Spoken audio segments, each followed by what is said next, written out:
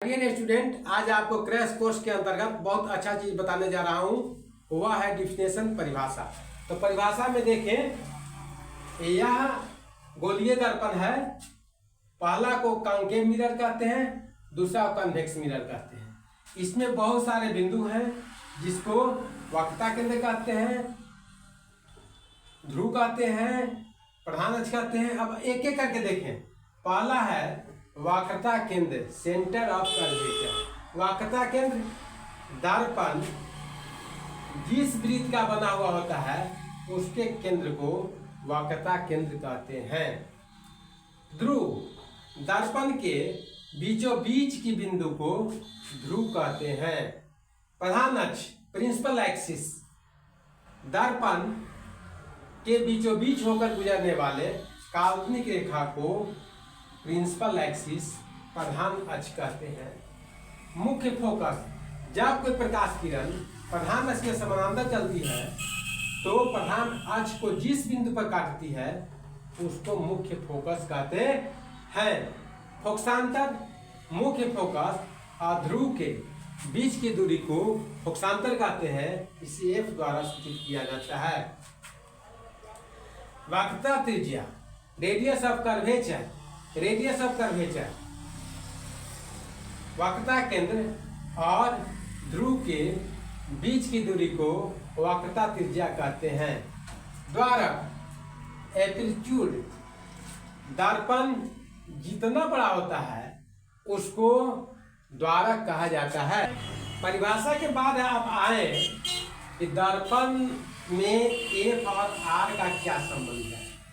तो आप जानते हैं कि ए बराबर r/2 होता है। ये एकदम मस्ट है, बोर्ड मॉडल है, ये आ रहा है आप लोगों को 25 में, इसलिए एकदम रट जाइए।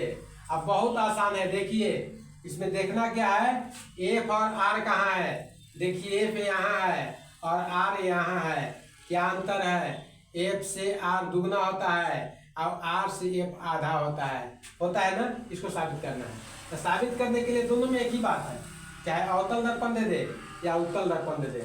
हम अवतल दर्पण से साबित कर रहे हैं। माना कि एल में एक अवतल दर्पण है जिसमें पी प्रकाशीय बिंदु, ए फोकस, सी वक्रता केंद्र है। प्रधान अक्ष के समानांतर ए से प्रकाश किरण चलती है जो बी पर आपतित होती है और एफ से होकर गुजर जाती है।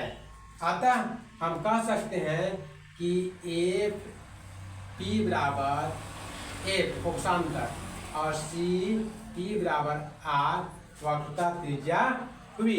अब देखिए ना, जब आपतित किरण हो रही है तो आपतित किरण में आई और आर बराबर होता है। आपतन कोण और परावर्तन कोण दोनों बराबर होता है। अब देखिए ना, अब इस देखिए दो समानांतर रेखा को कोई तिर्यकछेदी रेखा काटता है तो एकांतर कोण बराबर होता है ना, गणित के अनुसार। तो ये एकांतर कोण हुआ ना, तो एकांतर कोण के चलते ये बराबर हो गया। यानी आई अगर ये है तो इसका मान भी आई है। अब इसी को हमको देखिए बनावट में सी बी को मिला दिया, सी और बी को मिला दिया। अब कोण आई बराबर कोण आर, एक हो गया। कोण आई बराबर कोण सी, एकांतर कोण से यह हो गया एकांतर कोण, और यह हो गया दर्पण के नियम से। अब यह देखिए, जब एक और दो में एक साइड बराबर तो दूसरा का साइड बराबर होगा ना, इसलिए कोण आर और कोण सी दोनों बराबर हो गया यह समीकरण से। अब देखिए आपका त्रिभुज समद्विबाहु होगा, इसलिए कि जब दो कोण बराबर हो तो समान कोण के सम्मुख भुजाएं समान होती है, इसलिए आई और आर बराबर है, इसलिए यह और यह दोनों बराबर होगा ना। अगर यह बिंदु यहाँ पर है यानी प्रकाश बी पर न आपतित होकर के प्रकाश अगर पी पर आपतित होगा तो यह इसके बराबर हो जाएगा कि ना। यानी सी एफ एफ बी बराबर एफ पी, तीनों बराबर है। सी एफ एफ पी और एफ बी तीनों बराबर होगा। कैसे से देखिए, यह समद्विबाहु त्रिभुज मान लिए, दोनों बराबर समद्विबाहु त्रिभुज है, इसलिए सी एफ बराबर एफ पी हो जाएगा। सी एफ बराबर एफ बी हो जाएगा। अब देखिए एफ बी बराबर एफ पी हो जाएगा, क्योंकि द्वारक बहुत छोटा है, यह बहुत छोटा है, यानी बी पर आपत्तिक है, पी पर आपत्तिक होगा, तो इस अवस्था में ऐसा हो जाएगा।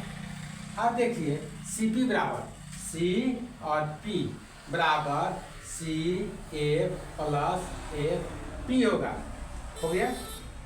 अब देखिए सी पी और एफ पी बराबर है, सी पी और एफ पी बराबर, इसलिए सी पी के जगह पर हम लोग एफ पी हम दे सकते हैं, है ना बराबर, और एफ पी जो है यानी 2FP, यानी आर बराबर, इसको आर कहते हैं, सी पी को आर बराबर 2F, इसलिए F बराबर R/2 हो जाएगा, F बराबर R/2, F बराबर R/2 किसे होगा, इसको 2 के पास ले गया है तो यह भाग में आ जाएगा, इसलिए F बराबर R/2।